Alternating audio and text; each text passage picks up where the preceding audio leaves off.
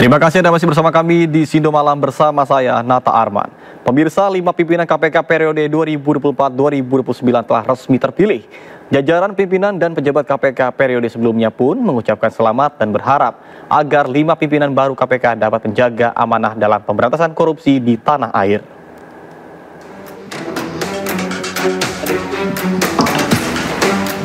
Wakil Ketua KPK Alexander Marwata mengucapkan selamat kepada pimpinan KPK terpilih untuk periode 2024-2029. Alex pun mengajak semua pegawai KPK untuk mendukung dan mengawasi kinerja pimpinan KPK yang akan datang.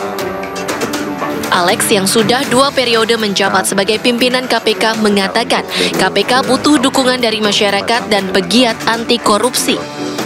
Ia mengatakan dukungan dan pengawasan dari banyak pihak dapat memperkuat KPK. Yang sebetulnya kami berharap kepada rekan-rekan media juga dan juga kepada masyarakat pegiat anti korupsi, dukungan dari teman-teman terhadap pimpinan baru dan juga anggota Dewan Pengawas yang baru tentu juga akan mendorong mereka untuk bekerja dengan baik. Nah, terpilihnya pimpinan KPK ini menjadi momentum penting bagi keberlanjutan pemberantasan korupsi dengan memastikan bahwa pimpinan yang terpilih memiliki integritas, kompetensi, dan visi yang sejalan pada upaya memperkuat KPK dan pemberantasan korupsi di Indonesia. Hal serupa juga disampaikan oleh Deputi Informasi dan Data KPK Eko Marjono. Ia menegaskan akan mendukung penuh tugas-tugas pimpinan KPK baru. Akan tetapi juga tetap akan mengawasi kinerja dari para pimpinan baru agar terhindar dari tindakan yang melanggar etik maupun pidana. Tentunya akan mendukung penuh tugas-tugas pimpinan. Tapi di sisi yang lain, kami juga akan turut serta mengawasi tugas-tugas pimpinan agar terhindar dari tindakan-tindakan yang melanggar etik ataupun pidana. Karena tentu saja hal ini akan berdampak terhadap reputasi lembaga. Sebelumnya Komisi 3 DPR RI telah memilih 5 pimpinan KPK periode 2024 hingga 2029 melalui mekanisme voting dalam rapat pleno yang diselenggarakan pada Kamis siang di Kompleks Parlemen Senayan, Jakarta. Dari Jakarta, Tim Liputan iNews melaporkan.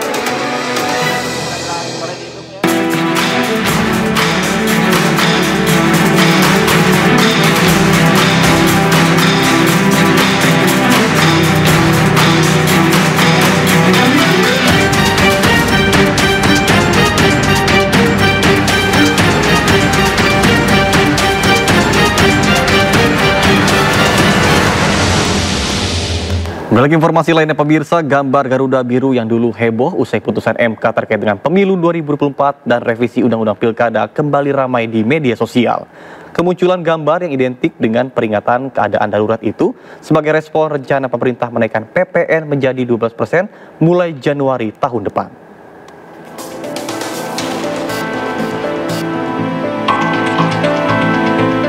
Penolakan terhadap rencana kenaikan pajak pertambahan nilai atau PPN dari yang semula 11% menjadi 12% terus menggema di media sosial X.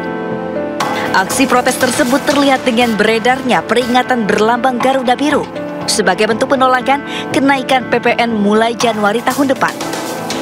Tulisan berbunyi tolak PPN 12% tertera jelas di peringatan Garuda Biru itu. Agus Prabawanta di platform X menulis, pemerintah mengejar uang rakyat dengan pajak, di mana heroiknya. Sedangkan akun Stefan Antonia membuat 3 hashtag sekaligus, yakni tolak PPN 12%, tolak kenaikan PPN, dan pajak mencekik.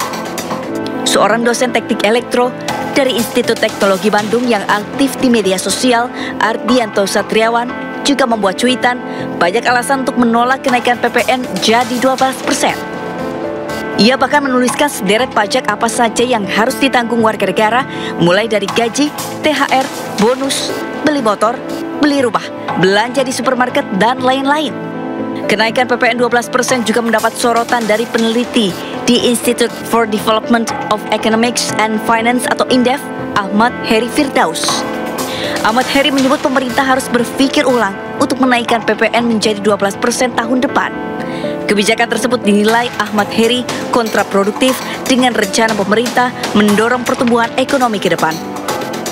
Jadi kalau misalnya pertumbuhan ekonomi kita harusnya 5%, nah gara-gara ada kenaikan PPN, nggak jadi 5%. Nah 5% kurang 0,17, jadi 4,83 ya.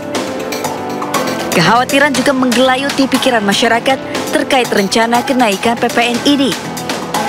Kalau menurut saya juga menolak ya Mas ya, dikarenakan kan juga masih mahasiswa dan masih banyak kebutuhan pokok yang perlu saya penuhi juga. Apalagi saya kan merantau, nggak di rumah gitu kan. Terus juga kebutuhan tuh banyak dan nggak setiap hari orang tua tuh transfer, itu sangat berpengaruh bagi saya. Bakal berpengaruh besar sih karena seperti kita tahu kan restoran-restoran kan juga memperkerjakan banyak orang ya, dan otomatis kalau misalnya nanti pajak naik, sedikit orang yang membeli, nanti pada akhirnya akan menurunkan omset mereka dan pada akhirnya justru malah menimbulkan pengangguran. Aku menolak ya karena itu juga menimbulkan beban masyarakat juga kan meningkat ya, apalagi kalau dari generasi muda atau gak kayak mahasiswa tuh kan kayak kebutuhan sehari-hari, apalagi yang ngekos tuh pasti bakal lebih nambah lagi nanti beban ekonominya juga. Beban rakyat akan makin meningkat bila kenaikan PPN 12% benar-benar akan diberlakukan pemerintah pada Januari tahun depan. Lalu negara mana sajakah yang memiliki PPN paling besar? Dikutip Global VAT Compliance, ada 20 negara dengan PPN tertinggi di dunia.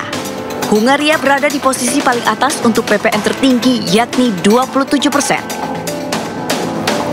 Dari Jakarta, tim Anyus melaporkan. Komisi 6 DPR RI melontarkan kritikan kepada Menteri Perdagangan Budi Santoso karena masih maraknya barang impor ilegal, khususnya tekstil ke pasar dalam negeri. Komisi 6 juga mempertanyakan efektivitas kinerja Satuan Tugas Impor Ilegal yang tidak mampu mencegah masuknya produk tekstil ilegal ke pasar Indonesia. Komisi 6 DPR RI melontarkan kritikan kepada Menteri Perdagangan Budi Santoso karena masih maraknya barang impor ilegal, khususnya tekstil ke pasar dalam negeri. Kondisi ini dinilai memperburuk situasi industri dalam negeri yang berujung pada pemutusan hubungan kerja massal. Anggota Komisi 6 DPR RI Asep Wahyu Wijaya mengungkapkan hasil temuannya di salah satu pusat perbelanjaan di Jakarta yang dipenuhi pakaian berlabel bahasa China. Temuan ini disebutnya sebagai bukti nyata masih derasnya peredaran produk tekstil ilegal di tanah air. ITC di kota Jakarta ini tag Cina itu sudah ada di mana-mana, Pak. Bayangkan loh. Jadi baik kita ini, rakyat kerja di kampung ini, itu beli baju tuh bukan lagi produk Solo ke mana. Itu Cina semua tagnya. Memang boleh seperti itu. Kemudian anggota Komisi 6 DPR lainnya, Darmadi Durianto, mempertanyakan efektivitas kinerja Satuan Tugas Impor Ilegal. Darmadi menyoroti keberadaan Satgas yang hingga kini masih aktif tetapi tidak mampu mencegah masuknya produk tekstil ilegal ke pasar Indonesia. Perhatikan Satgasnya ini nggak efektif, Pak Menteri.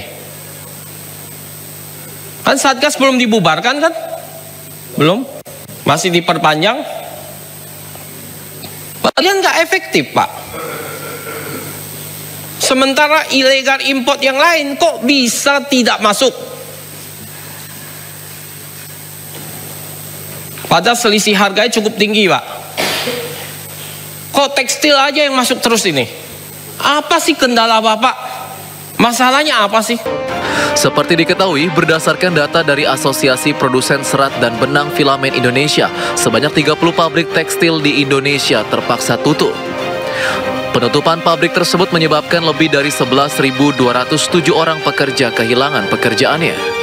Angka ini belum mencakup secara total keseluruhan PHK karena ada perusahaan yang jumlah PHK-nya tidak diketahui.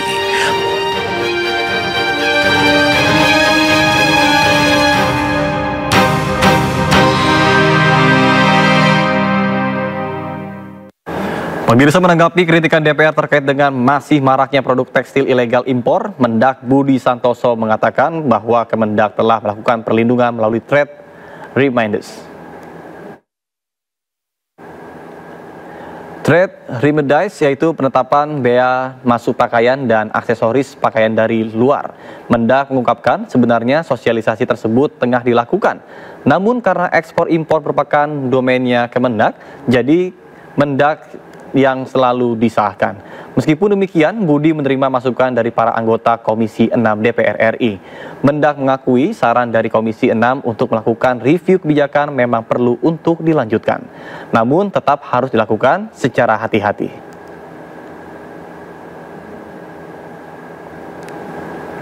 Kemudian juga untuk melindungi tekstil dan produk tekstil dari gempuran asing, pemerintah dalam hal ini Kementerian Perdagangan juga melakukan perlindungan melalui trade remedies, yaitu pakaian jadi dan aksesoris pakaian jadi dikenakan tindakan pengamanan berupa bea masuk. Jadi bea masuk tambahan untuk tindakan pengamanan, termasuk juga untuk komoditas benang, tirai, kain, dan karpet. Ini adalah bagian dari tekstil, produk tekstil.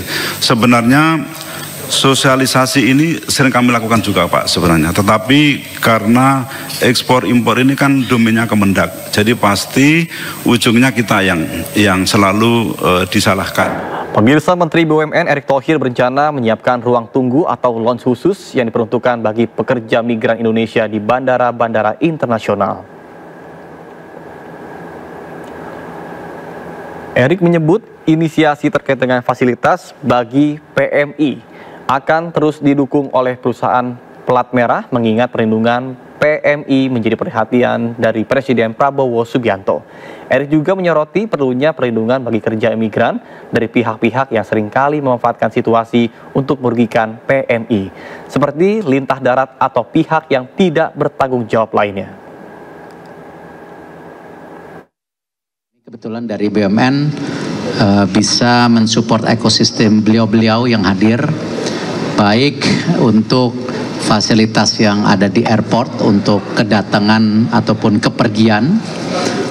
Beliau juga punya inisiasi tambahan ke depan nanti yang kami terus akan mendukung, karena memang kita lihat pekerja migran ini adalah sebuah program besar daripada Bapak Presiden Pak Prabowo yang memastikan perlindungan menyeluruh dan memastikan juga ini sebagai salah satu solusi pembukaan lapangan pekerjaan untuk masyarakat Indonesia, tetapi tentu yang kualitasnya lebih tinggi lagi, tidak seperti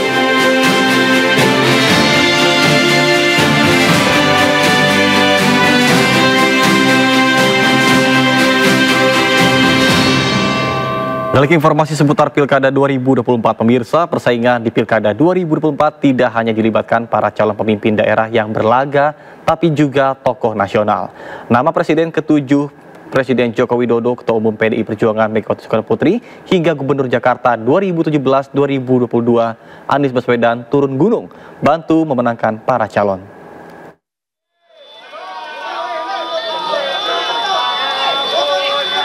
Presiden ke-7 Republik Indonesia Joko Widodo turun gunung hadiri langsung kampanye calon gubernur dan wakil gubernur Jakarta nomor urut 1 Ridwan Kamil Suswono.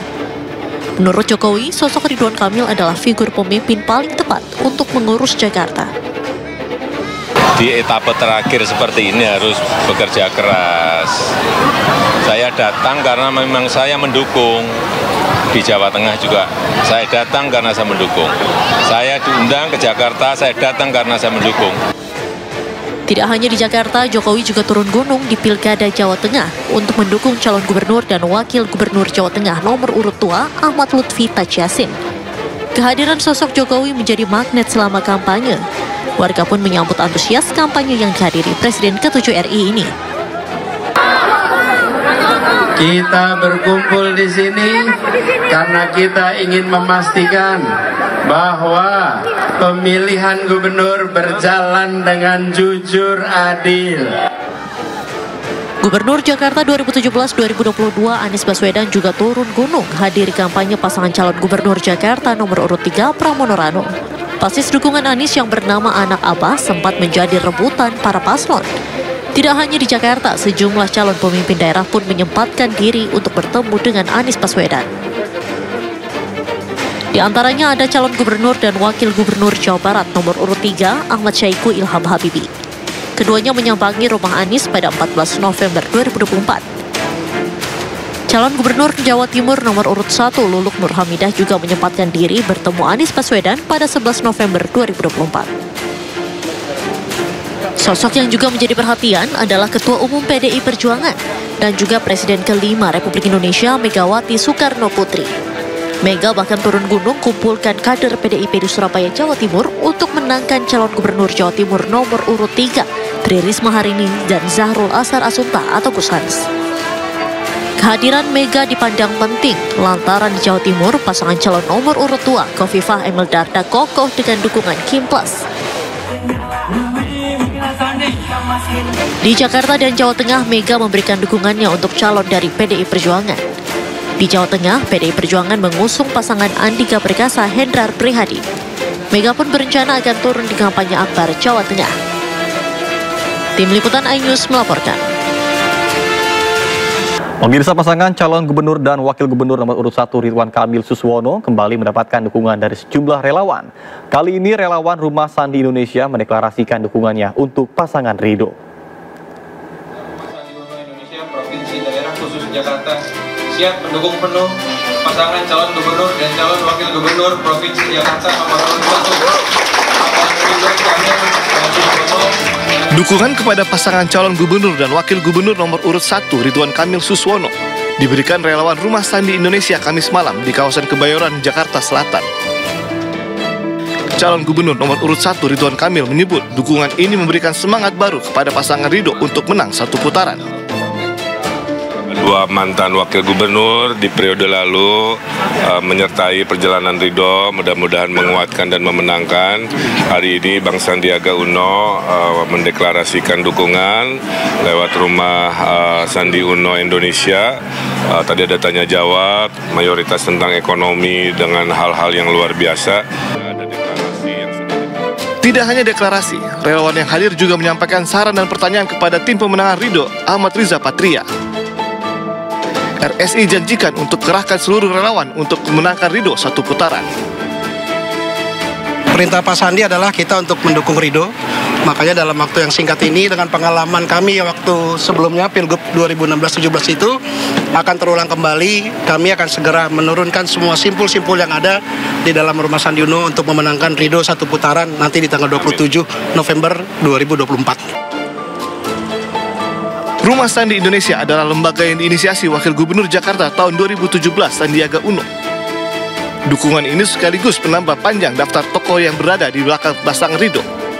Nantinya Sandiaga Uno akan berduet dengan Wakil Gubernur Jakarta 2020-2022 Ahmad Riza Patria untuk berkampanye memenangkan Ridwan Kamil Suswono pada Pilkada Jakarta 2024. Tim Liputan iNews melaporkan. Pemirsa, calon gubernur dan wakil gubernur Jakarta nomor urut 1 Ridwan Kamil Suswono mendapatkan dukungan penuh dari berbagai elemen relawan. Banyaknya dukungan yang datang mampu membuat RK optimis dan mampu memenangkan pilkada dalam satu putaran. Ratusan relawan yang tergabung dalam Relawan Pemimpin Indonesia atau RAPI mendeklarasikan dukungan untuk pasangan calon gubernur dan wakil gubernur nomor urut 1 Ridwan Kamil Suswono dalam kontestasi Pilkada Jakarta. Dalam acara yang bertajuk kampanye riang gembira bersama RAPI, RK memaparkan selama dirinya menjabat sebagai gubernur Jawa Barat mampu mewujudkan kerukunan antar umat beragama. Banyaknya dukungan yang datang membuat politisi Partai Golkar ini optimis mampu memenangkan Pilgub dengan dukungan antar umat beragama di Jakarta. Nah, ini adalah ide-ide dari masyarakat yang masuk rata-rata tentang peribadatan Kristiani yang tentu akan difasilitasi dan akan dibela. Gubernur Jakarta adalah pemimpin yang harus mengedepankan Pancasila dan pasangan Ridho berada di sana. Ya, semua golongan dirangkul. Dukungan juga diberikan dari relawan Pandawa 5 yang mendeklarasikan diri mendukung pasangan Ridho. Relawan binaan Luhut Binsar Panjaitan ini telah menginstruksikan seluruh relawannya untuk menggalang kekuatan di masyarakat, terutama di wilayah Jakarta Timur.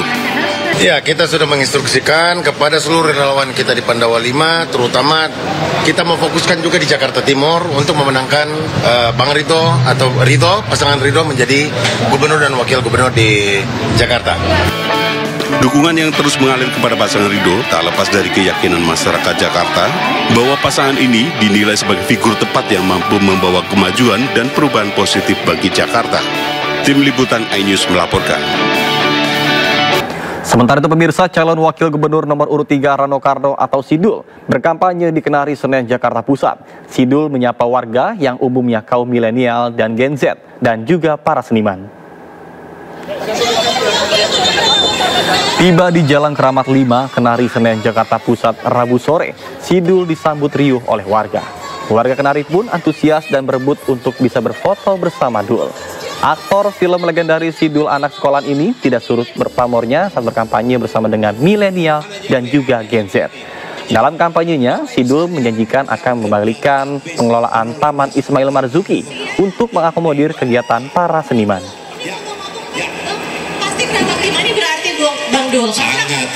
Saya tahu sekali wilayah ini tidak jauh dari tempat pusat kebudayaan yaitu Taman Ismail Marzuki. Kita akan mengembalikan pengelolaan Taman Ismail Marzuki kepada seniman dan budayawan agar kesenian dan kebudayaan bisa hidup di Jakarta ini. Beralih informasi lainnya pemirsa, Menko Pembangunan Manusia dan Kebudayaan Pratikno memimpin rapat koordinasi tingkat Menteri Persiapan Libur Natal 2024 dan Tahun Baru 2025. Rapat dihadiri sejumlah pejabat dan Menteri Kabinet Merah Putih. Salah satu pokok bahasan adalah persiapan dalam menghadapi waktu puncak arus mudik dan puncak arus balik saat libur Nataru 2024-2025. Pratikno mengatakan bahwa data Kemenhub mencatat puncak arus mudik diperkirakan tanggal 24 Desember. Selanjutnya, puncak arus mudik kedua diperkirakan pada 31 Desember. Berikutnya, puncak arus balik diprediksi pada tanggal 2 Januari 2025. Rapat juga membahas isu di sepanjang Nataru seperti antisipasi bencana.